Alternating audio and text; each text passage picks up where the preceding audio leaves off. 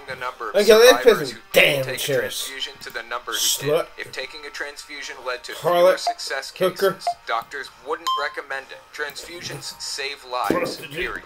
But honestly, it really doesn't matter. At the bottom of the page, they basically say, ultimately, our reasons for not taking transfusions is faith-based, not science-based. At least they're honest about it. No matter how many lives are saved, they just won't take transfusions. So there you go. For those of you wondering why Jehovah's Witnesses don't take blood transfusions, that's why. It's because of some verses in the Old Testament about eating it. Jehovah's Witnesses misinterpret those verses to mean you can't use it to save someone. Anyways, that's how they're reacting to everything right now. They're circling the wagons to either bring faders back or disfellowship them, and they're banning their members from taking a necessary treatment. They're instructing them to tell doctors it's a personal decision, quote unquote. And if they don't, then they take everybody they ever knew or loved and force them to end the relationship. And if they don't end the relationship, then they'll force people to end their relationships with them too. So let's take a look at why they're reacting so radically to a virus. What makes this different than any other, to Jehovah's Witnesses specifically? This article is linked on the main page. It's titled, "What is the Sign of the Last Days, or End Times?" Here's the first paragraph. The Bible describes events and conditions that would mark the conclusion of the current system of things, or the end of the world. The Bible calls this time period the last days and the time of the end, or end times. The following are some outstanding features of the last days, or end times prophecies. War on a large scale, famine, great earthquakes, pestilences or epidemics, increase of crime, ruining of the earth by mankind, deterioration of people's attitudes, as shown by many who are unthankful, disloyal, not open to any agreement, slanderers, without self-control,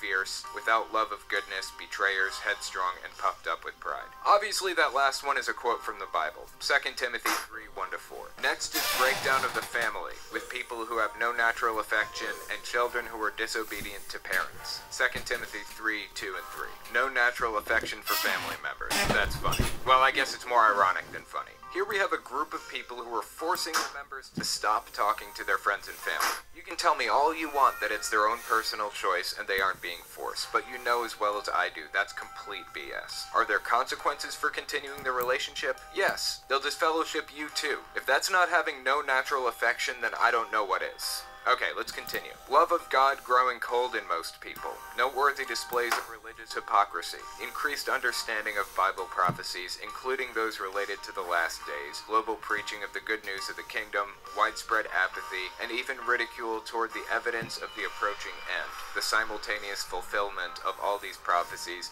not just a few or even most of them. Oh, that's funny. So they say this is a list of things. If you think it's ridiculous, then that's just another sign it's true. So it's basically a box-checking exercise. That's what it comes down to. Once all of these conditions are met, it means the end is here. Except there are lots of examples of times when all of these conditions were met. Just look at World War I. I definitely call that a large-scale war. And while that was going on, the Spanish flu was ravaging the world. Jehovah's Witnesses existed at the time too. So I'd say they even met their weird criteria of global preaching of the good news of the kingdom. Earthquakes have happened since the dawn of time. Pick out any time in history, and all of this stuff has been a problem.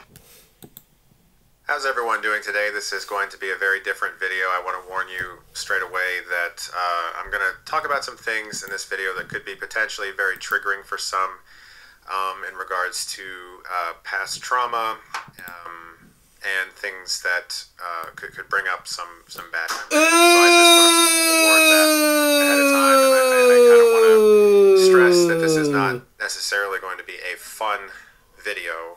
It's a video that I've wanted to make for nearly a decade, and one that I wasn't sure if I ever would make, and one that I decided in the past few years I definitely wanted to make, and I've rehearsed this video so many times. I've sat here without the camera on, thought about how I'd say it, gone through ideas of how I would even approach talking about this, or if I even should, because what I'm about to discuss actually has a lot of real-world consequences for myself. And I got to a point where I realized that I felt like I wouldn't feel 100% like myself if I didn't talk about some of this stuff, and I knew I eventually wanted to. And recently, if you saw, I did an interview with Corey Coleman from Double Toasted, formerly Spill, somebody I respect to an absurd degree. I loved watching Spill when I first started on YouTube, and I still love watching Double Toasted. And during the interview, he asked me some questions about making movies as a kid and people I used to hang out with as a kid, and I realized that I couldn't really truthfully answer his questions unless I decided to just be honest about my childhood and how I was raised. So I decided, whatever, I guess it's time to rip the Band-Aid off and just talk about some things that I guess for your average person probably doesn't really seem all that crazy. Everyone has been raised potentially in a religion or not in a religion, and you get older, you decide if you want to stay or not. When you're raised Jehovah's Witness, like me, the consequences of leaving that religion are disastrous. So yeah, I was born into a Jehovah's Witness family, and I've dealt with repercussions of leaving that faith about 10 years ago, for the entirety of that 10-year period. So let's start at the beginning. And I must warn you, this is going to be a long video, but it's something that I really have to get off my chest. And my goal with it is that if any other people out there who are either currently Jehovah's Witnesses or are ex-Jehovah's Witnesses feeling alone, suicidal, like they don't have anyone to share this feeling with, I hope that in some way this can be cathartic for you, and perhaps let you know that you are not alone, and that there are a lot of people out there who have dealt with this situation and have succeeded and have moved past it, and their lives are better as a result. And so I'm really hoping that in some way this can help you. My parents converted to this faith in the 1970s, and I was born in the late 80s, and so at that point, both of my sisters, who are older than me, were also Jehovah's Witnesses, and that was just the way life was. Essentially, their teaching is that at one point in time, God is going to decide that the wickedness that he sees on the planet has gone too far, and he will bring about Armageddon, which the Jehovah's Witnesses teach as a literal wiping out of all evil. So in the main Jehovah's Witness publications, Watchtower and Awake, they print images like this of fire coming down from the sky, consuming you, and killing you if you are not on the right side. But the wicked will perish, the enemies of Jehovah will vanish like glorious pastures. Particularly, they will vanish like smoke. So, just thought this would be a nice memory aid to this verse stay in the mind. Here's what Jehovah's promising.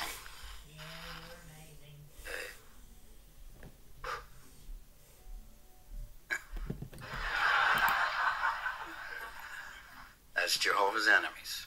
They teach that if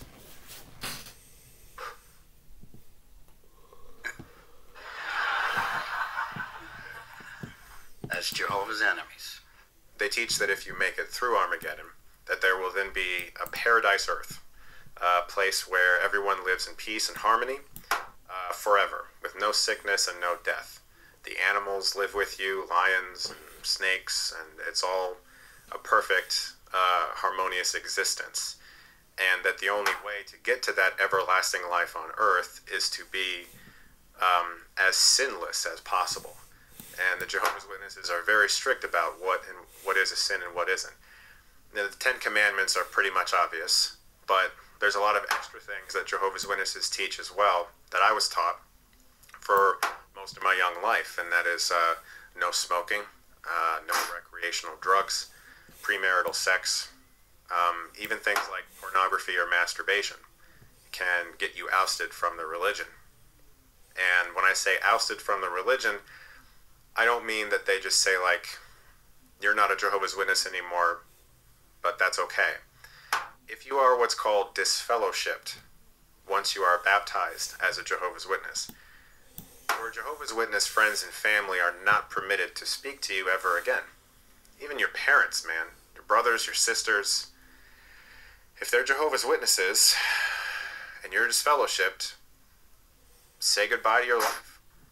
I have a friend I'm still friends with who came out as gay when he was a Jehovah's Witness, and his family kicked him out of the house. He was homeless, like actually homeless. And now he has told me that his parents, they actually tell people that they have 4 children, even though they have 5. They pretend like he doesn't exist.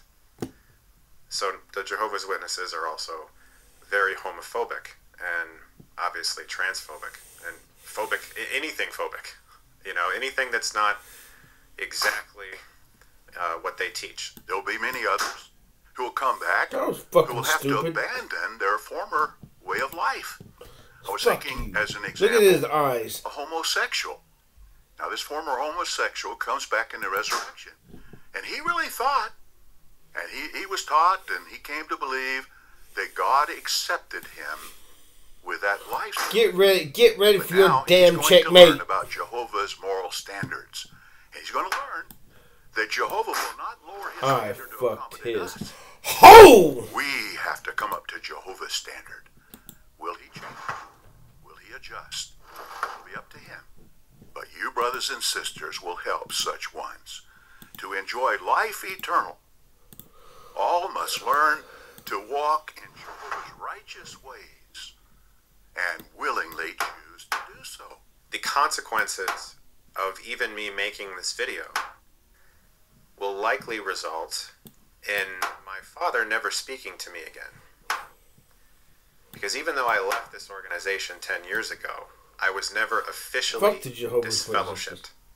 So technically, as I talk about this right now, on paper somewhere, I am in a file cabinet, Jehovah's Witness, somewhere in one of the Kingdom Halls. Making this Stupid. video now, I will be labeled what's called an apostate. Now, an apostate in Jehovah's Witness language, that's worse than saying child predator. It's someone who was a Jehovah's Witness, left the faith, and is now actively And I speaking eared out his rib. against it.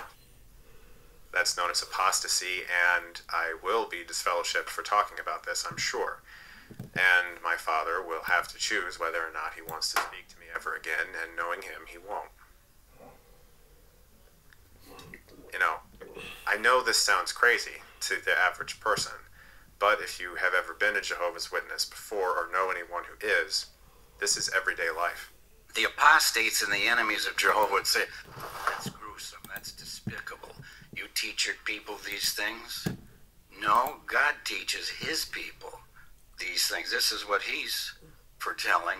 And frankly, for friends of Jehovah God, how reassuring that they're finally going to be gone. All these despicable enemies that have just reproached Jehovah's name, destroyed, never, ever to live again. Now, it's not that we rejoice in someone's death, but when it comes to God's enemies, finally. After leaving that faith in my early 20s, I realized that I sort of had, it was almost like having 2 brains. I have my current brain that I know, and that's just the way the world is, and I get it. But I still remember how I used to think and operate as a Jehovah's Witness, because you are brainwashed. You are conditioned to believe all of those things are true, and that the consequences that come with breaking those rules are literally death. And so one of my childhood friends that I knew Get that whore out of here. when he decided to leave the organization when he was like 15, I was told to never speak to him again. And I didn't.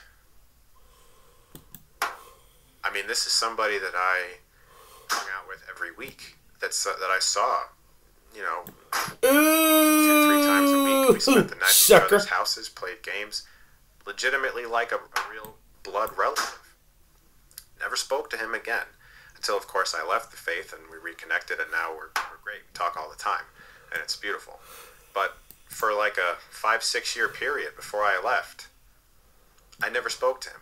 There was a time I was at my friend's house, of course, a fellow Jehovah's Witness friend, and this this kid, our former friend, showed up at the doorstep, and my friend opened the door. I was in the other room, and this kid, he said, "Look, I just want to talk with you guys. I'm not going to try to get you to leave this religion. I just want to talk with you. I've known you my whole life."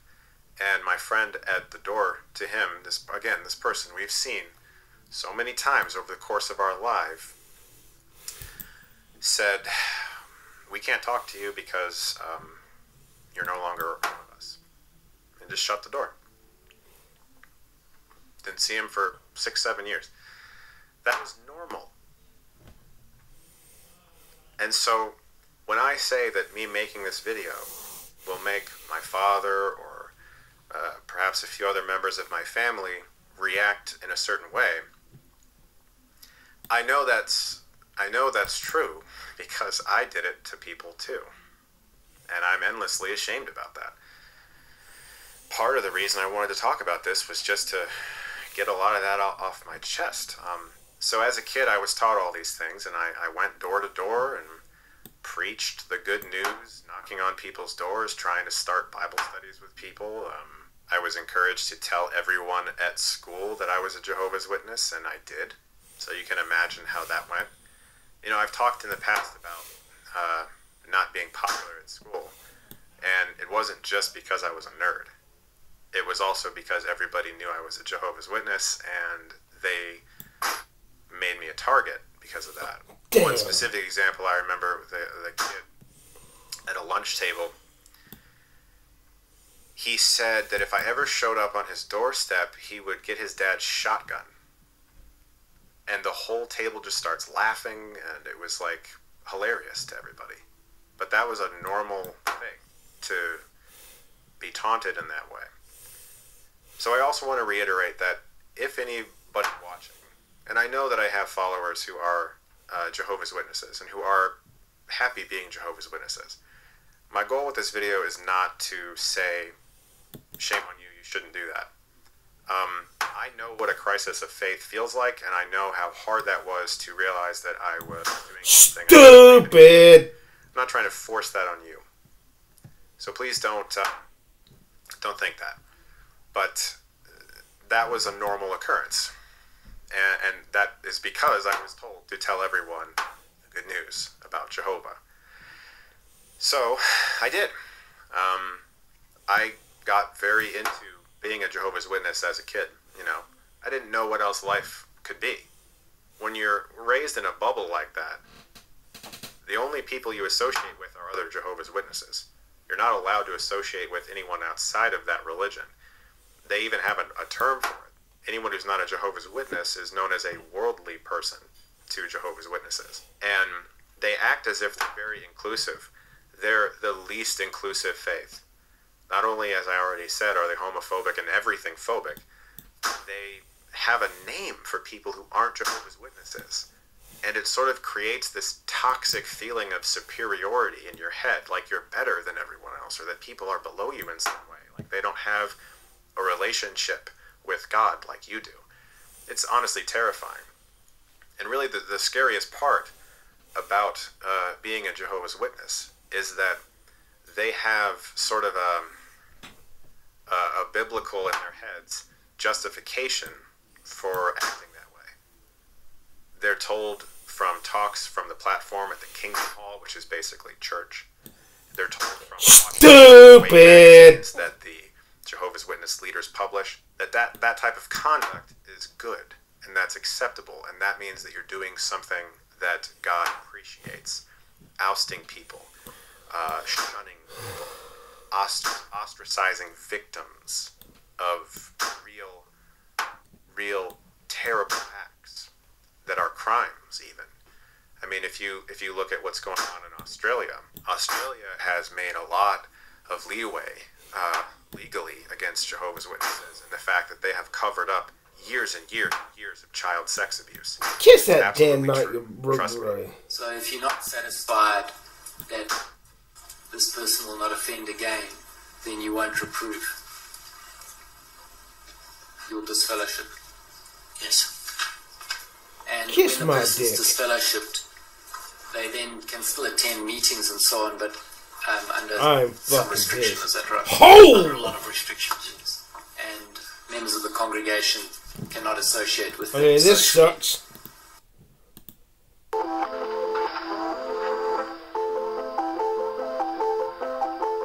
I grew up Mormon. I was Mormon most of my life up until a few years ago. Ah, fuck this. Oh! Left the Mormon church, and that is a whole story that I want to talk about today with all of you. My purpose in doing this is to share my perspective so that anyone who is in a situation like I was a couple of years ago, who is questioning and wondering, can have another perspective to lean on. I'm not looking to get into debates or to talk about the history or the theology of the church. I'll do that in future videos. Today, all I want to do is tell you the story of how and why I left the Mormon church. Jesus. Jesus, can I have you back? I prefer... Oh, Jesus, can I have you back for your sake? I grew up Mormon. Both my parents were Mormon or LDS, Latter-day Saints. I grew up going to Mormon youth camp. I then eventually served a 2-year mission in Tijuana, Mexico, where for 2 years I went around and spoke to people in Spanish about the church and learned a lot, learned to speak Spanish fluently. Hello, Carrie. How you feel? Malísimo, güey. Déjame en paz. I then went to the Mormon University called Brigham Young University in Provo, Utah, where I graduated. I went through all Mormon rituals in the church and temple. I worked in the temple as a volunteer for a time. I was very, very Mormon, and I believed it. I believed deeply in the unique doctrine of the Church of Jesus Christ of Latter-day Saints, which is a Christian organization unlike any other Christian organization in its doctrine.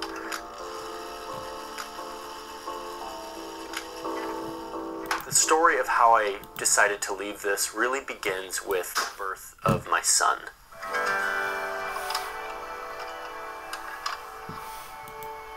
Isabel, who also grew up Mormon, and I got married in the temple, which is a huge Mormon ritual. It's a huge part of being in the church. We got married in the temple, we went back to BYU together, and a few weeks before we graduated from BYU, we had a baby, or Izzy had a baby. I didn't have a baby. She had a baby.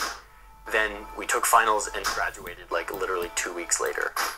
Here we are literally in our cap and gown with Henry, who's like 2 weeks old. After we graduated, we moved out to Washington, D.C. And that's when my wheels really started to turn. I started to think, you know, I have a child now. I have to decide how I raise this child and what I teach him about the world.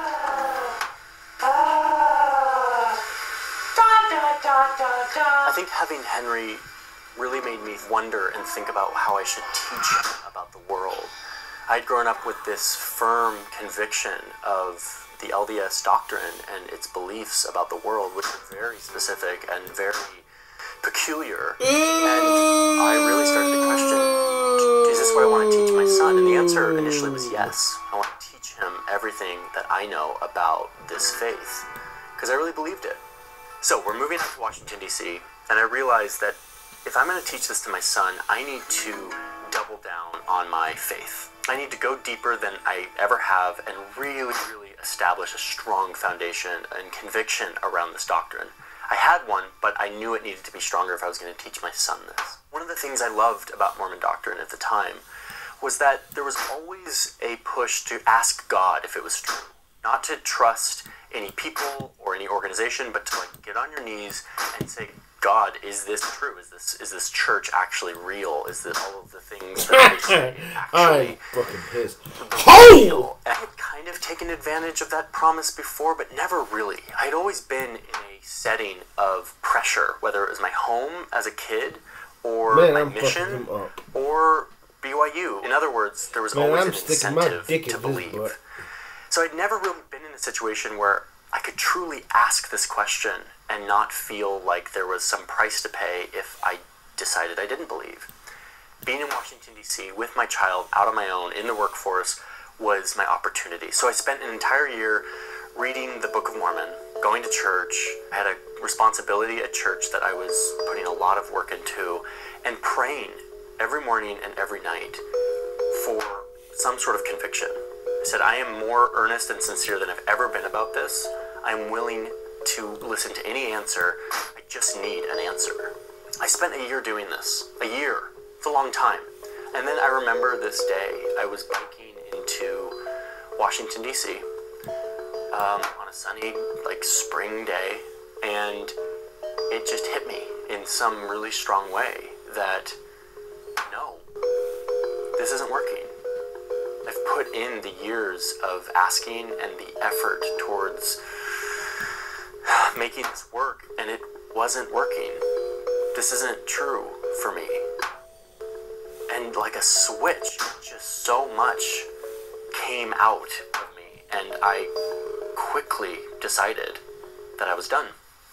I don't think it was all at once. I think I had been slowly moving in this direction for a long time, but in a moment of clarity, it clicked for me in a very satisfying and very true way. So Isabel, whatever you want to call her, my wife, it didn't click for her. She was not on this journey that I was on. And I came back and I told her, I said, I think I am done being Mormon. And I had always been this sort of more devout, convicted Mormon. And she was just like, what? You just have decided to be out of this church? And she full on said, this is going to end our marriage.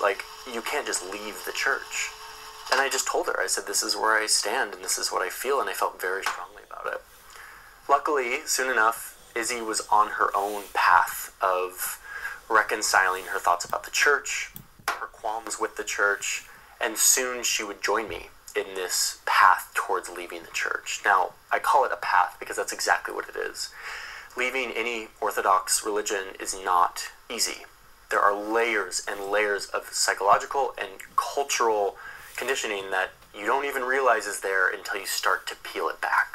So even though we started to leave the church, we were still going to church every Sunday, which I don't really understand in retrospect. All I can say is that that's what we did every Sunday. We went to church, and there was some guilt if we didn't go to church, and so we went to church. But we slowly started to feel an emptiness towards it.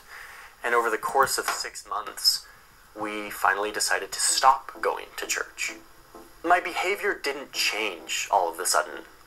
I didn't leave the church so I could start drinking alcohol or coffee or smoking. That was not a part of the agenda for me. I kind of just carried on exactly how I had always been, except for now I looked around in the world and I didn't have a doctrinal, theological framework to understand it, which was at once exhilarating and horrifying at the same time. My existential view had been so neatly packaged by the plan of salvation, which is the key doctrinal framework within the Mormon Church, and that was now gone. I had no plan. I had no framework to make sense of the world. Exhilarating, but horrifying. There was also a deep fear of the cultural and social repercussions of my decision. Most of my friends were still LDS or Mormon, and of course my family was too, so was Izzy's. And let me just try to give you a perspective on why this is such a big deal. Quick primer on Mormon theology is that our whole purpose in life is to come down here to earth, to learn and to grow and to progress and to attain knowledge, and to fulfill certain, we call them covenants or rituals. There are 4 of them that are really important to do while you're on earth. Baptism, confirmation, this hour-long ritual inside the temple, and then called the endowment, and then the sealing or marriage. If you can do those 4 things, then you're in really good shape. You have the knowledge necessary to go back and live in the top tier of heaven. And yes, in theology, there are multiple tiers of heaven. If you're not able to get these rituals done while you're on earth, no worries. When you're in the next life, people on earth can do all of the rituals for you when you're dead, and then you can have the chance to accept those rituals or those covenants when you're on the other side. It's a huge deal. I had gone through all of the rituals. I had accepted all of those covenants, which are very serious covenants. You wear undergarments that are symbolic of those covenants that you've made. People call them secret underwear or whatever, but it's just religious clothing that symbolizes your commitment to these doctrines. And the beauty of all of this within Mormon doctrine is if you do this and everyone in your family does this, then all of you are sealed together in this never-ending chain of eternal family that is at the epicenter of Mormon doctrines. If you know Mormons and you know that they are family-centered, it's because of this. Magic on the wall. The whole doctrine is based on creating family units that are all tied into this covenant, these promises that bind you, that seal you together for time and all eternity.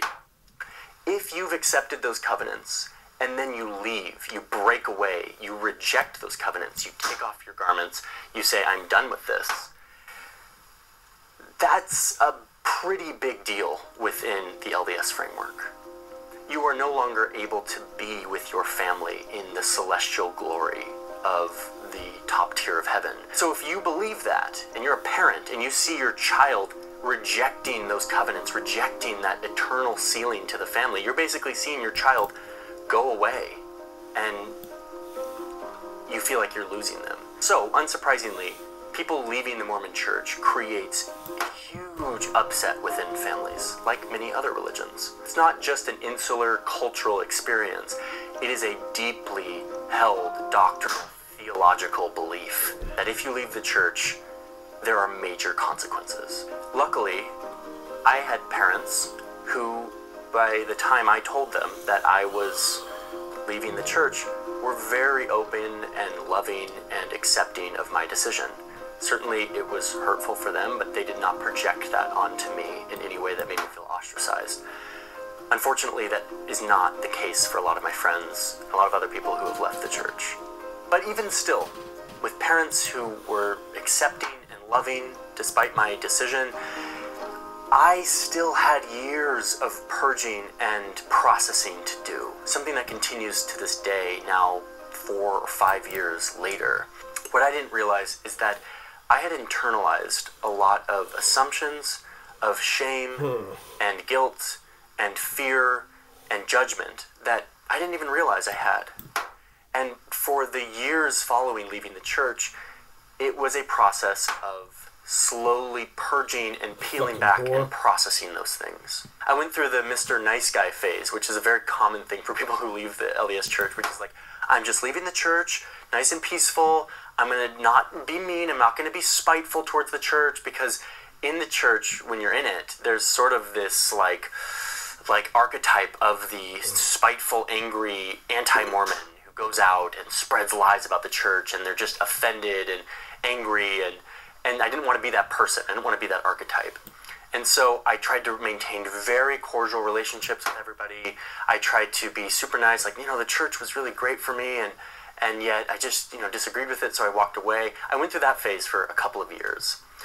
But through therapy and through a lot of thinking about this, I came to understand that I actually had some deep problems and anger towards the church and what it instilled in me. I had anger and resentment towards a lot of the authority structures that made me feel unclean or dirty. I had anger towards the systems that made me feel like obedience was the most important thing, that submission to a law from God was much more important than self-expression and self-actualization. I developed a resentment towards the church structure that has very homophobic and heteronormative and misogynistic structures that taught me to think in those terms. A church that purports to love everybody but deeply condemns certain people because of who they love. I had to rewire so much of that upon leaving. And perhaps most frustratingly, and maybe this is going to be hard to get the nuance to someone who's not LDS, but I felt deep frustration at the church's claim to have a monopoly over the fullness of truth. That the few million members are the only keepers of the real truth of what God wants today for us, and that everyone else has truth too. But through prophets and apostles and modern day revelation, the Mormons are actually the ones who have the full picture. They know what's going on. I believed that they had the truth that was going to deliver me and my family to eternal bliss in celestial glory. I believed that, and I modeled my life around it deep into my adulthood. And I feel resentment that I did that. and that the stakes were so high for leaving, for expressing myself and my qualms for this doctrine. Because after all, if you question it, you're questioning prophets, people who are talking to God. You can't do that. It all left me very confused and required a lot of healing and processing that is still going on. And let me just be clear about something. This isn't my millennial brain trying to reject authority structures and subvert old institutions like is happening in a lot of religious contexts right now. A lot of people are leaving religion. I wasn't trying to get away from some disciplined structure. My life is still a disciplined structure. I still have a lot of the artifacts from my Mormon upbringing. What I was fleeing when I left the Mormon church was a structure that I feel like put down who I really was, made me cover it up in the name of a broader vision of what righteousness is and what Jesus wants me to do. It wasn't me. It was harmful towards me, and it was harmful towards others. And the consequences were severe if you spoke up and you challenged the status quo.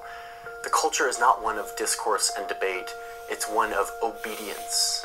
Obedience, obedience, obedience. Obedience is a hallmark belief and tenet of the LDS experience.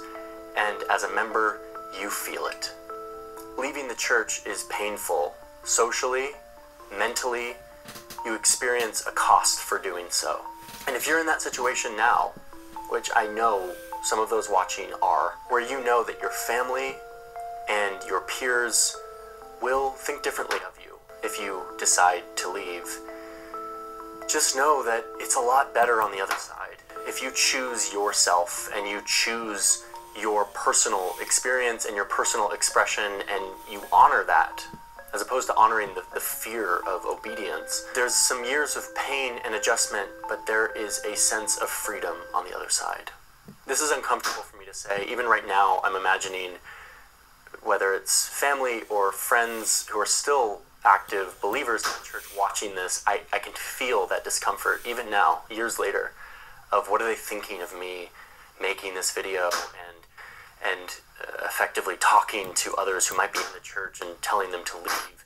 That old archetype of the bitter ex-Mormon who's polarizing and extremist is ringing in my ears. And yet, day by day, those voices and those old models, they dissolve more and more. And they become less loud, and they become less part of my identity. Stupid. I for many years did identify as someone who... You're gonna lose that tone! And now I'm not. Well, that damn... But yet, with time, I'm slowly developing my own new pick. identity that isn't pinned to my reactionary experience with the church. But Stupid! I'm a father who loves my children. I love to learn about the world and explore and explain things. I love film. I love animation. I love moss. I love cooking. I love reading stories to my boys and teaching them about the world. I love traveling. I love trains. I love science. I love the beauty of our world and the mystery that it is and the mystery of life and cultures. That appreciation is enough for me. I don't have a spiritual framework to fill the vacuum. I haven't joined some religion. Maybe someday I will. Maybe I'll develop that. But for now, the wonder of the world outside of the plan of salvation and God looking out over his children for this big plan of obedience, outside of that, I feel like there is plenty to stand in awe of and love without a God and a Savior to create meaning for me. And yet there's a strange paradox within all of this that I have to talk about, which is the Mormon experience also gave me so much. My mission, while I feel conflicted about what I was doing and how I was doing it, I learned to work hard. I learned to speak Spanish. I learned to navigate in cultural experiences outside of my own. I was in Tijuana for 2 years next to a giant international border, one of the most violent and intense borders on earth. And that instilled a love for the stories of people who live near borders, which helped create my career. My parents raising me in that environment gave me beautiful experiences and community, taught me how to be industrious and hardworking and disciplined. It taught me how to care and love and serve others. Those are all good things. So how do I reconcile the pain and the psychological confusion that this organization brought to my life, packaged tightly with the reality of all of the beautiful things that it brought to my life? The good, the community, the memories, the values of honesty and service and love. That's a paradox that will probably be with me forever. It's impossible to summarize this experience as one thing, good or bad. And that's okay. That dissonance is okay. So that's a little bit of my story and my thoughts around why I left the Mormon Church. I want to hear from you, especially those who have experience with this and can speak about the complexities. I also want to hear from those who have questions and are worried or scared. This isn't an easy decision. I also want to hear from those who have experience with this, whether it's from the Mormon Church or any other Orthodox insular religion or culture. Breaking out of those systems is hard and sometimes not worth it. But sometimes it is. Sometimes it's worth it. And sometimes on the other side of that hard journey, there is a much brighter future. Hey, thanks for listening, everybody. Before you go, I want to thank today's sponsor, Audible, which is something I've been using for, it feels like, 8 years of my life. Audible is a giant repository of amazing audiobooks and other audio content. I learned so much on Audible, and I am really grateful that it exists. The way it works is you subscribe as a member, you get 1 credit every month, and you can choose any audiobook in the entire library. There are tens of thousands of titles to choose from. I listen to Audible books when I'm researching a story to make me feel more informed about the story that I'm working on, as well as just for fun. Like, I'm listening to this book right now called Project Hail Mary by Andy Ware. It's like an accessible sci-fi audiobook, and it's just so delightful, and the reader is so good. The performance, he does all these accents, and like, it's just such a joy to listen to. And it's not just 1 audiobook a month that you can get, which has been plenty for me, but now they give you access to this Plus catalog, which is filled with thousands and thousands of audiobooks, original entertainment, guided fitness and meditation, sleep tracks, and podcasts that are ad-free, and some that are totally exclusive to Audible, so you can be going through the Plus catalog. All of this is included with your membership, in addition to the credit that you get to get an audiobook. For me, this has been a no-brainer for literally almost a decade. I've been a member because Audible just makes a lot of sense. It's how I learn about the world. You can try all of this for 30 days for free without paying any money. So go to audible.com/Johnny Harris or text Johnny Harris to the number 500-500 to get in on this giant repository of audio content. Thank you, Audible, for sponsoring this video, and thank you all for watching this more personal video. I hope it was helpful to some of you, and I will see you all in the next video, which is going to be for that. See ya. I didn't expect a damn chick to make that verse.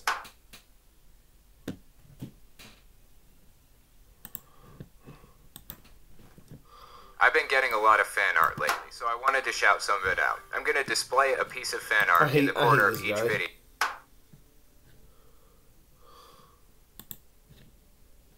I talked to a couple of Seventh-day Adventists the other day on the podcast to try to get a feel for how cult-like the group is. One was an ex-Seventh-day Adventist, and the other is an active Seventh-day Adventist.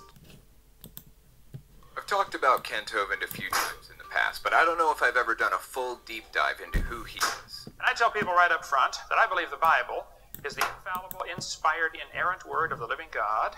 He's a young Earth creationist. I would argue one of the most famous young Earth creationists in the world. His video seminars were aired on national TV and affected the lives of hundreds of thousands, maybe even millions. So I figured we'd take a look at his history, his rise to fame, his beliefs, his credentials, and his eventual crash. It's a pretty riveting story, so buckle up. Let's get into it.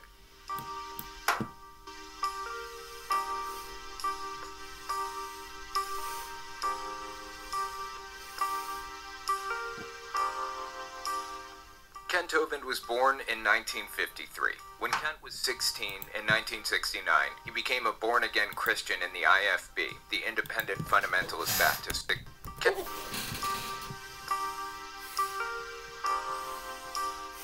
Kent Hovind was born in 1953. When Kent was 16 in 1969, he became a born-again Christian in the IFB, the Independent Fundamentalist Baptist Church. It's a hardline evangelical extremist branch of Baptists, not to be confused with an offshoot of the IFB called the NIFB, New Independent Fundamentalist Baptist Church, led by none other than Stephen Anderson. No will ever be allowed on this church as long as I'm the pastor here.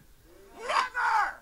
I have to be honest, when I heard your shoot of the IFB called the NIFB, New Independent Fundamentalist Baptist Church, led by none other than Stephen Anderson. No will ever be allowed on this church as long as I'm the pastor here. Never! I have to be honest, when I heard church as long as I'm the pastor here. Never! I have to be honest, when I heard your sermon, it sounded like the rantings of someone who was either a hate monger or a religious zealot, and I'm wondering, which are you? Well, I'm a religious zealot, and, I love the Bible, I love God's Word, I believe that the law of the Lord is perfect, and, Leviticus 20:13 clearly says, if a man also lie with mankind as he lieth with the woman, both of them have committed an abomination, they shall surely be put to death, their blood shall be upon them. And, as a Christian, I believe the Bible, and that's where I get my belief. Did you say, Pastor, that you prayed for the death of Barack Obama? Oh, so now Obama and the race card comes out. My church is filled with black people. My church is filled with all races. In fact, the Bible says we're all of one blood. Am I misquoting you? Or did you say that you pray for the death of Barack? Well, yes, I did, but Obama's white. I'm not trying to put words in your mouth, but did you say that if people perceive you as a hate monger or your church as a hate group, so be it? Absolutely. I don't care how people perceive me. They called Jesus Beelzebub. They nailed him to the cross.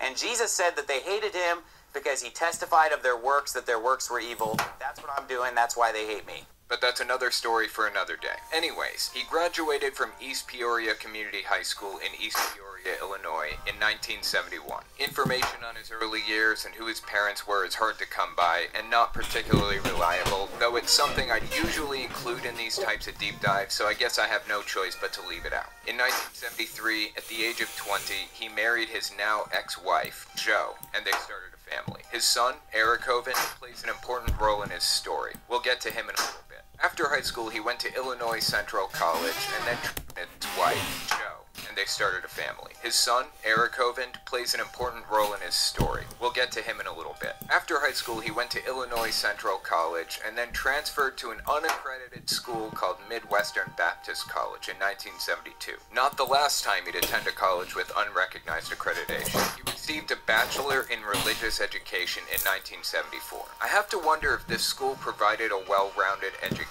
What did the science classes teach? In 1989, the year I was born, at the age of 36, he and his family moved to Pensacola, Florida. Interestingly, he received a master's degree and a doctorate in Christian education through distance learning from Patriot University. Remember, the internet was kind of a new thing back then and didn't look anything like what it is now. So this must have all been done by mail or over the phone or something. Patriot University is a diploma mill and has unrecognized accreditation also. Basically, his degrees from Patriot University wouldn't be recognized by the rest of the world. To everybody else, for all intents and purposes, it's like the internet was kind of a new thing back then and didn't look anything like what it is now. So this must have all been done by mail or over the phone or something. Patriot University is a diploma mill and has unrecognized accreditation also. Basically, his degrees from Patriot University wouldn't be recognized by the rest of the world. To everybody else, for all intents and purposes, it's like he doesn't even have a degree. If he tried to enroll in a real school, even standard state colleges like West Virginia University, his quote-unquote education from Patriot University means absolutely nothing. His dissertation can actually be found through WikiLeaks, and it's titled Dissertation for Doctor of Philosophy in Christian Education. Doctor of Philosophy. Wow. So wait a minute, is he a doctor of philosophy, or is his doctorate in Christian education? Like I said, this basically isn't recognized by anyone. anybody but Kent Hovind himself. According to Hovind, and according to the dissertation he wrote, he earned his living as a high school teacher from 1976 onward. I couldn't verify that myself, and as you'll come to see, basically anything he says should be viewed with skepticism. Here's the first page of his dissertation. Quote, "Hello, my name is Kent Hovind. I'm a creation science evangelist. I live in Pensacola, Florida. I've been a high school science teacher since 1976. I've been very active in the creation evolution controversy for quite some time. As an evangelist, God has given me the opportunity to preach and teach the wonderful story of his marvelous creation over 400 times each year to churches, school, public and private, parent groups, youth groups, on the radio, and in university debates. It's my burning desire to help Christians get back to a simple faith in God's word. Satan's method has always been to instill doubt in God's word. The first sentence that came from Satan that's recorded for us in the Bible is, 'Yea, hath God said.' He started by questioning God's word in the Garden of Eden. It worked there, so he's used it ever since." End quote. Pretty sure there should be a comma after the word there, and that's particularly egregious considering the fact that it's supposed to be a doctoral dissertation, but hey, I don't have a doctorate degree. Who the fuck am I to complain? It's basically 100 pages of how much he loves Jesus. Doesn't really seem like something I'd expect to see from a doctor of philosophy, but again, who the fuck am I? Anyways, he likes to toss his supposed degree around as a badge of pride, so I figured I should touch on it. The doctorate degree isn't really his claim to fame anyways. His real claim to fame was his Young Earth seminar series. It's hard to tell for sure, but I did a little digging, and it appears as though he created the seminar series in 1998. They were probably sold as tapes to homeschool students in churches. They might have even aired on TV in 1998. Again, it's really hard to find information on when they were first broadcast, but either way, they were aired on TV in 2005 with his son, Eric, in the opening scene. Have you ever thought about it? I mean, really, what is the purpose to life? Why are we here? Where did we come from? For that matter, where are we going to go when this life is over? In this seminar, he talks about the age of the Earth. Dr. Hovind gives solid evidence to show that this Earth is not billions of years old. In fact, the evidence points towards a literal 6-day creation, like told about in Genesis chapter 1. Hi, my name is Aaron, and we hope you enjoy this incredibly powerful seminar presented by Dr. Hovind. It's called The Age of the Earth. Well, it's an honor to be here tonight in Tennessee. My name is Kent Hovind. I taught high school science for 15 years, and now for 16 years I've been an evangelist doing seminars on creation, evolution, and dinosaurs. He's done a bunch of these, and they're 2 hours long each. Years ago when I first started YouTube, he was a hot topic of discussion. Logic, Armored Skeptic, Aaron Ra, and others were covering his videos piece by piece and tearing them apart. Rightfully so. I've been making YouTube videos for 6 years. On occasion I get stuff wrong. Everybody does. It happens. If it's a minor error, like a pronunciation or spelling mistake, I'll pin a comment to the top of the video with the correction. If it's a really big error, I'll pull the video down, re-record, and re-upload. I've only had to do that once or twice. With Kent Hovind's seminar series, there are factual errors all through it. Literally every 30 seconds in some spots. For 2 hours straight, it isn't a different perspective kind of thing. Some of these are massive mistakes. In my early days, I addressed a segment he did about how far away the moon is from Earth. Check this out. I think I released this video in April 2016. But you know, as the moon goes around, it's gradually getting farther away. We're slowly losing the moon.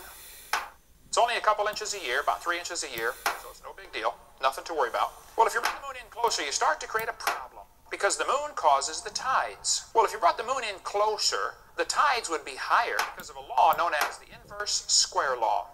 If you brought the moon into 1/3 the distance, you take the 1/3, inverse it, and square it. It's 9 times the gravitational pull. And if you run all the math on this, you'll find out about 1.2 billion years ago, the moon was whizzing around just above the surface of the Earth. Now, way before that, you're going to have a serious tide problem. That was Kent's part. He sounds like he's making sense, right? A lot of facts he slipped in there were correct, but not all of them. Check out my debunk of it from 2016. Forgive the poor audio. I'm skipping my explanation of the variables, but I actually did all the math. Before we continue, I wanted to mention a couple things. First, I'll be at Faithless Forum in Texas from November 19th to the 21st. If you want to meet me, Holy Kool-Aid, Seth Andrews, and a bunch of others, check out the website. We have a room block booked, and there are links to buy tickets and everything from the website, faithlessforum.com. Give it a look. Hopefully I'll see you there. Also, if you like what I do and you want to see me continue to do it, you can support me on Patreon. That's probably the best way. Patreon is how I continue to make videos despite the ups and downs of YouTube. So check it out. Anyways, let's get back to the video. Kent Hovind just made a bunch of claims about the tides and the moon. Check out my debunk from 2016. So to figure out how much higher the tide would be if the moon were that much closer, the equation is G times 1/2 T equals SL. So we've got 230,000 minus 1.5 times 1.8 times 10 to the 9th over 63,360 over 230,000 squared. That equals 1 over 230,000 minus 42,613 over 230, which equals 1 over 0.814726 squared, which equals 1.5065. So the tidal effect on the Earth 1.8 billion years ago is 1.5065 times as strong as it is now. The equation is G times 1/2 T equals SL. G equals 1.5 and 1/2 T is 1. So 1.5 times 1 equals 1.5. See what he did there? He gave us a bunch of information, some of it correct, some not, said it proves he's right, and it actually took me a total of 4 minutes to debunk. That video was 4 minutes long. It only took him 40 seconds to make the claim, and it took me 4 minutes to debunk. There were like 20 hours worth of seminars here. It's basically the same MO through all of them. Change one little fact that most people won't even notice to make the math work out in your favor, and keep going like nothing happened. Or fuck it, don't even make the math work out in your favor, just claim it does. Like I said, I make a mistake from time to time. It's rare because I try to vet my information before putting it out there in the first place. But he makes little mistakes like this that conveniently make everything work out in his favor every 30 seconds or so for 20 hours straight. Some people look at that and wonder if it was intentional. Like, this guy's been in a billion debates. He's had evolution explained to him 16 times over. He knows how evolution works. He knows all these little errors he put in his seminar series are there. Why does he continue to use all these little errors every time he talks about evolution, or tides, or dinosaurs, or whatever else? An honest actor sees he's made a mistake, and he corrects it. An honest actor doesn't have little errors in every single argument he presents through 20 hours of content. It's hard to believe Kent Hovind is an honest actor when things just don't add up like this. I haven't covered Kent Hovind in great detail because debunking his points takes a lot of work. I mean a lot. You have to go through every single point,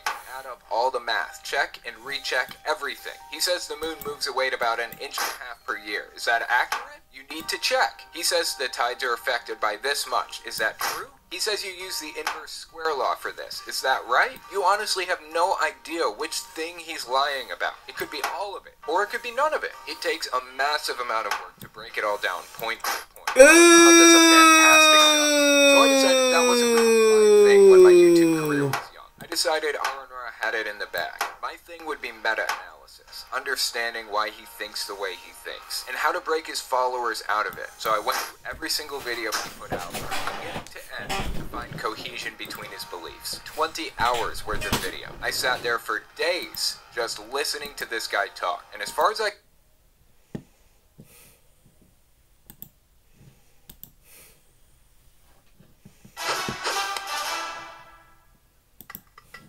This week, it's time for an episode I've been holding off on until the time was right. Some think of this character as the original forgotten Autobot, but he's about to make a comeback. These are the basics on Skids. The story of Skids begins with the Japanese toy line Diaclone. In 1982, a Diaclone toy was released that transformed into a Honda City R subcompact car. In 1983, a second version of the toy was released, retooled slightly into a Honda City Turbo, and it was this version that was then imported by Hasbro to become part of the Transformers series, though some Transformers media would misinterpret the vehicle as a minivan. Skids hit shelves towards the end of the line's first year, 1984, an unusual late addition to the initial product line, released in time for Christmas. Skids' character profile, penned by Marvel Comics writer Bob Budiansky, described him as a thinker, not a fighter. He was an anthropologist and theoretician who had an enormous memory storage capacity that he put to use studying life on Earth. He was also a daydreamer who often got lost in thought while driving, forcing him to brake sharply to avoid causing accidents, hence his name. The odd in-between release of Skids' toy, not fully belonging to either the first-year cast of characters or to the new group of bots introduced in the 1985 product line, led to Skids sort of falling between the cracks. He appeared in very little classic media, only showing up in the Transformers cartoon for 2 brief one-line cameos in its second season, voiced by a different actor each time. Michael Chien in Quest for Survival, Spotted insecticide? And Dan Gilvezan in Triple Takeover. We'll start them at the 10-yard line. He did, however, enjoy a prominent role in the Marvel comic book, in which he was one of several Autobots who, back on Cybertron, had allowed their brains to be copied onto crystals so they could be implanted in new bodies on Earth. In his own memorable Spotlight storyline, Skids' desire to experience life on Earth almost led him to abandon the Autobots, so he could live in peace with a human girl named Charlene, until an attack by the Decepticon Ravage made Skids realize he couldn't run from his responsibilities and had to stop living in a daydream. Skids continued to enjoy the spotlight in another adventure that saw him run afoul of the government's anti-Transformer task force. But after his toy was discontinued in 1986, he was quietly phased out of the comic. The United Kingdom's version of the comic worked his absence into its exclusive stories, in which time travel technology hurled Skids outside of space and time and into the empty void of Limbo, where he would be trapped for 2 years. Later UK stories saw Skids eventually escape from Limbo, only to be followed by a horde of monsters, his own nightmares, brought to life by the psychic parasites that dwelled in Limbo. Skids nearly killed himself trying to destroy the monsters, but was saved thanks to the help of a ragtag group of disenfranchised Autobots and Decepticons led by Springer. Skids joined their ranks, and together they became the Survivors. After the end of the original series, the name Skids won't be heard in Transformers again until the 21st century, when Hasbro began reusing it on various new characters unrelated to the original. The first was in 2001's Robots in Disguise, an Autobot scout who turned into a Formula One race car. As seen in the Robots in Disguise cartoon, this Skids scanned the car of the deceased racing driver Augie Canay and became possessed by Canay's racing spirit, giving him the uncontrollable urge to take part in any race he came across, an urge Skids had to fight to overcome to save his fellow Autobots from Megatron. For this series, Hasbro changed the spelling of Skids' name to Skids with a Z to make it more trademarkable. But this didn't stick. The spelling was used only once to make it more trademarkable. But this didn't stick. The spelling was used only once more for the Skids released in Transformers Armada in 2003, an impressionable young luxury car Minicon who was partners with the evil Predacon. A live-action movie incarnation of Skids was introduced in the 2009 film Revenge of the Fallen. This Skids was one of a pair of misshapen twins. He and his brother Mudflap were both young, eager, but not very bright Autobots, wannabe gangsters who constantly talked trash and bickered with each other. Initially, the two combined into an ice cream truck, but early in the film they switched to individual alternate modes, with Skids' ice cream truck, trash and bickered with each other. Initially, the two combined into an ice cream truck, but early in the film they switched to individual alternate modes, with Skids becoming a Chevrolet Beat. The pair accompanied Sam Witwicky on his quest for the Matrix of Leadership, and took on the giant Devastator together. Now, it seems like Skids and Mudflap were expected to become popular new characters. There were plenty of toys of them, and they even starred in their own comic strip prequel published in the UK. But when the film came out, the response was universally negative, with the twins being widely criticized for being racist stereotypes of African Americans. They were originally set to return in the 2011 sequel Dark of the Moon, with both now transforming into Chevrolet Sparks. But it was almost certainly because of the negative reaction that they wound up being cut from the film. Toys of their new forms were released, but their only on-screen appearance was a blinking omitted bit of footage that didn't get snipped. Damn it. Their scenes survived into the comic and novel adaptations of the film, which revealed that they would have been killed by turncoat Autobot leader Sentinel Prime.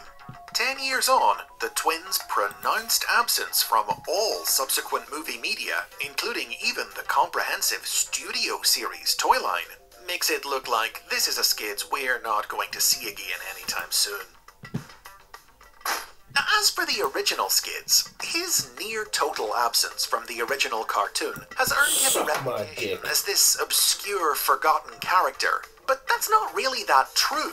Sure, he's lesser known than most classic Autobot cars, but his role in the Marvel comic is fondly remembered, and he's continued to make minor appearances in various new comics throughout the 21st century, as well as getting a new toy in 2005's Alternators toy line that transformed into a Scion XB subcompact car.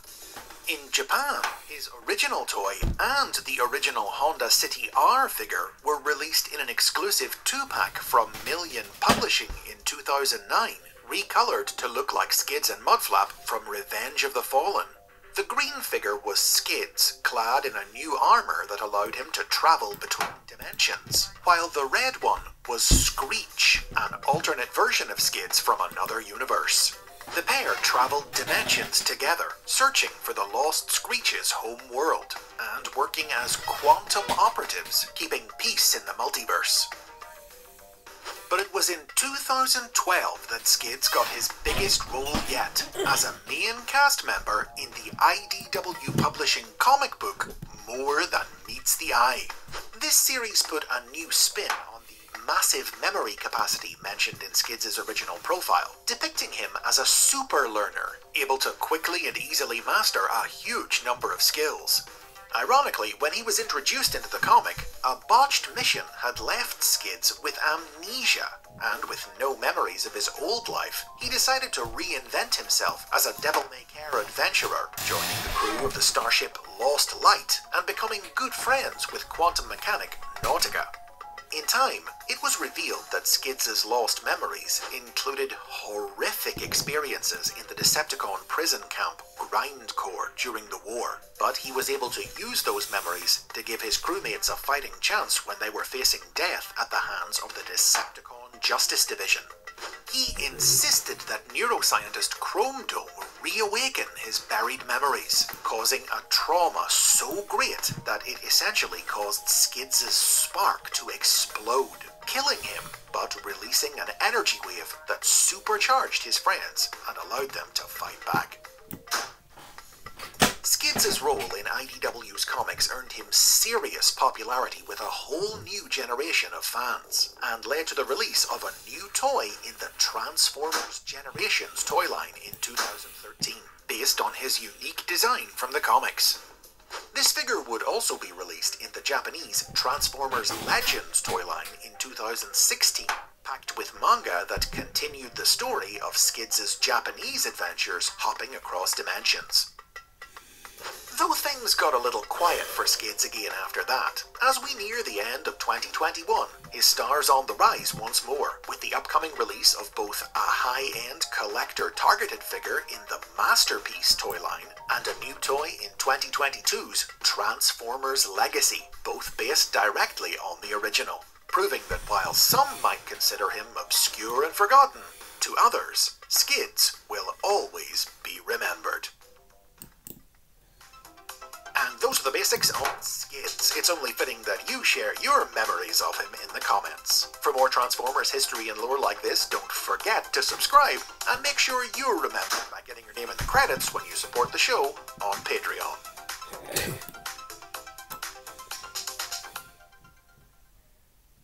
Son of a bitch. Son of a bitch.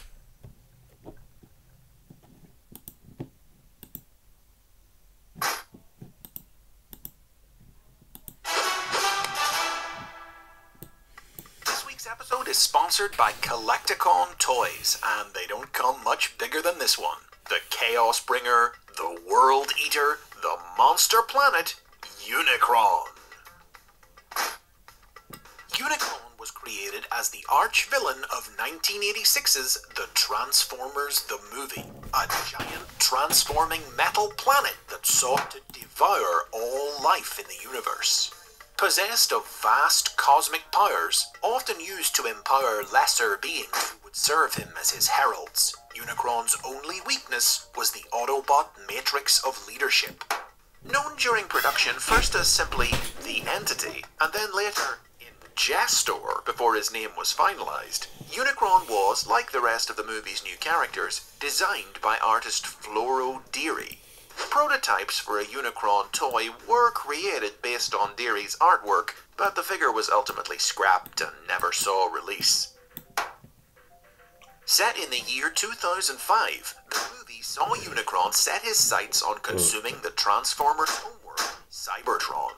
To eliminate the threat posed by the Matrix, he used his powers to reformat Decepticon leader Megatron into Galvatron and sent him to destroy it. But Galvatron rebelled, enabling Autobot leader Rodimus Prime to open the Matrix inside Unicron, destroying him from within. The film concluded with Unicron's severed head settling into orbit around Cybertron, and it remained there in the subsequent third season of the Transformers animated series. In the course of the season, it was discovered that Unicron still functioned, and the Autobots had to thwart his attempt to use Cybertron itself as a new body. While the movie had given no hint of Unicron's origins or motives, the cartoon explained that he was the rebellious creation of an alien scientist named Primacron, who had built him to scour the galaxy of life, leaving it a blank slate on which Primacron could experiment. For his debut in the movie, Unicron's voice was provided by cinematic legend Orson Welles. Your bargaining posture is highly dubious, but very well. But for his appearances in the cartoon, Roger C. Carmel took over the role. Now, my bidding, complete the connection. The movie was hugely influential on the Marvel Transformers comic published in the United Kingdom, for which writer Simon Furman crafted original stories that followed on from the film's events, unconnected to the cartoon. 1988's The Legacy of Unicron revealed that in the comics continuity, rather than enter Cybertron's orbit, Unicron's head had been flung to the planet of Junk, where he mentally enslaved the native Junkions to build him a new body. For this story, Furman crafted a very different origin for the comic book version of Unicron. No mere robot, he was a dark god, a primordial being of chaos from the beginning of time, who was the enemy of all life. Long ago, Unicron's nemesis, Primus, the god of light, had sought to end their eternal enmity by trapping them both within asteroids. But over time, Unicron had used his powers to reshape his asteroid into the robotic planet seen in the film. Primus meanwhile reshaped his asteroid into Cybertron, through which he gave birth to the Transformers and created the Matrix to house his power, explaining why Unicron wanted to destroy Cybertron and why the Matrix was so harmful to him. The story ended with Rodimus Prime trapping Unicron's evil life force within the Matrix, where it would remain to haunt Rodimus for the remainder of the series. Soon after, Furman took over writing the American comic book and immediately introduced Unicron and Primus into its pages, retelling the origin from the UK comic and creating a brand new climactic Unicron storyline for the series. Set in the then-present day of 1990 rather than the future seen in the movie, the saga culminated in Optimus Prime using the Matrix to destroy the Chaos Bringer. God, I'm buying a toy in the comic books. Please don't let me have another stroke to state this. And it would become the template that the vast majority of depictions of Unicron would be based on for several decades. Unicron enjoyed a few cameos in the 1990s animated series Beast Wars, most famously when the alien Vok briefly adopted his form. But his first true return to television took place in the Japanese exclusive Beast Wars cartoons. 1998's Beast Wars 2nd introduced a mysterious energy known as Angomwa, found on post-apocalyptic Earth by Predacon Commander Galvatron. 1999's Beast Wars Neo revealed that this energy was, in fact, the destroyed Unicron's disembodied life force. Reunited by his servants the Blantrons, Unicron's life force possessed Galvatron and launched an attack on Cyber.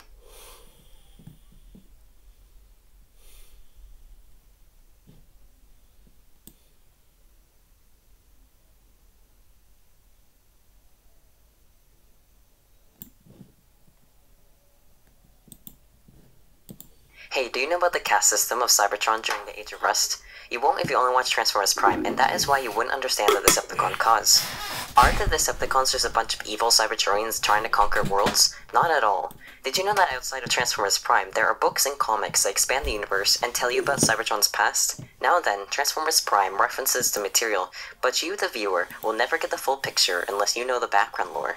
So here are the sources of this video essay. I have other videos that go more in depth about the sources, such as the chapter-by-chapter summary of Exodus, and the Covenant of Primus' breakdowns by historical ages.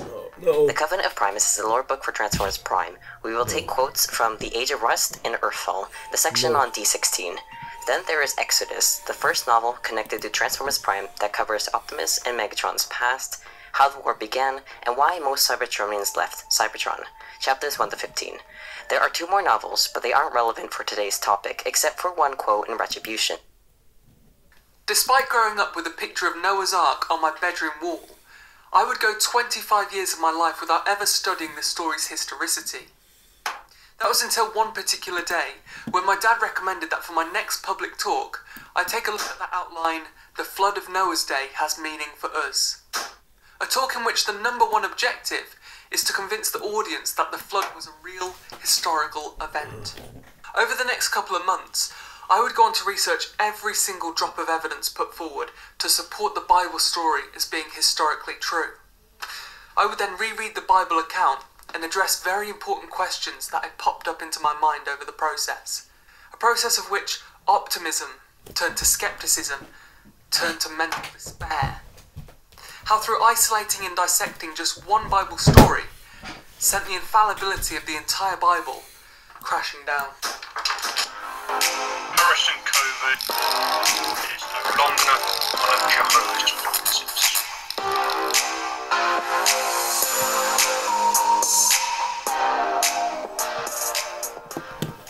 Did a man named Peter ever actually walk on water? Were thousands of people fed with just 5 loaves and 2 fish? And excluding the one-off Shrek, was there ever a talking donkey? Whether you're a die-hard believer or a real skeptic, there is no way today that you can prove or disprove that those things happened. If you're going to believe they did, you have to do it on faith. But why I love this story so much is because faith doesn't need to enter into the picture. If it's true that only 4,300 years ago, there was a global flood which destroyed anything and everything in its path, excluding just an ark of animals and 8 humans, then the evidence will be overwhelming. We know there was a global flood because the Bible clearly teaches it as a factual event. To anyone well versed in logical fallacies, this is a clear example of circular reasoning. We know it's true because the Bible says it's true. It's like a Muslim saying, we know the Prophet Muhammad was a messenger of the true God because the Quran teaches it as fact. Or a Hindu saying, we know that Lord Shiva brought his beheaded son back to life because the Vedas teaches it as a factual event. The problem on all 3 accounts is that if you don't share the same presuppositions as the one saying it, it's completely ineffective reasoning. What I was looking for was evidence that could not be refuted. And I thought I found just that. On page 328 of the Insight book produced by Jehovah's Witnesses, I found a list of flood legends sourced from all over the world, which on average share 4 out of the 6 basic similarities that the biblical flood story contains. How can so many flood legends exist that share such common features with the biblical one? As Noah's descendants spread throughout the earth, it seems that they retold the story of the flood. In time, however, the story evidently became distorted into various forms. The first time I saw this, It kind of made sense, especially considering what happened at the Tower of Babel. Over time, the story was retold and retold until it got distorted into various forms. But when I broke down the exact categories, the locations, and the details of these specific floods, that hypothesis began to fall apart. I first thought it was bizarre how Watchtower included the category destruction by water. Now correct me if I'm wrong, but I've never seen a major flood that hasn't brought some level of destruction by water. This would be the equivalent of me doing a table to find humans similar to myself and include in the box human. One aspect that was more surprising to me though was that only half of these flood legends were of divine cause. Considering how in the biblical account God warns Noah, God provides the specific building dimensions of the ark, God brings the animals, God brings the rain, God shuts the door, God approves of Noah's post-flood sacrifices. God plays a massive role in this story. But in almost half of these legends found all over the world, a god or gods don't even feature. If this hypothesis was true, that the prevalence of flood legends derives from a singular event in Genesis, then we would expect these legends to exist irrespective of their location. You would find some on islands, some being told by people who live in a country which borders the sea, and some being told by people who live 1,000 miles inland. But as you go through the list, one by one you notice that nearly all of these legends are from islands or countries which border the sea. And in the odd case you think they're not. A small amount of research into the people and the tribes to which these flood legends derive reveal at one time they lived either by the sea or by major rivers. To be honest, considering how all these flood legends are derived from a period of time where they lived in ignorance of modern science and history, I would be more surprised if they didn't have flood legends. But if you're still convinced by that table in the Insight book that every single flood legend in existence today is derived from the one flood legend in the Bible, then can we apply that same logic to earthquakes? Can we say that every single earthquake legend around the world is derived from the Bible's viewpoint that God on occasion causes earthquakes? Still largely unsatisfied, I would go on to read 6 books, front to back, 2 DVDs, and do extensive research online, analysing the best evidence people put forward for the flood happening. From woolly mammoths frozen in time, to the Genesis flood being revealed in Chinese picture symbols, and remnants of marine life being found near the summit of some of the world's tallest mountains. Time and time again, the recurring problem that I encountered with these pieces of apparent evidence was the fact that they couldn't be scientifically reinforced as fact. They were simply speculation and assertions. But just when I thought that I'd exhausted all lines of evidence, I was about to hear of something which, if true, would be a complete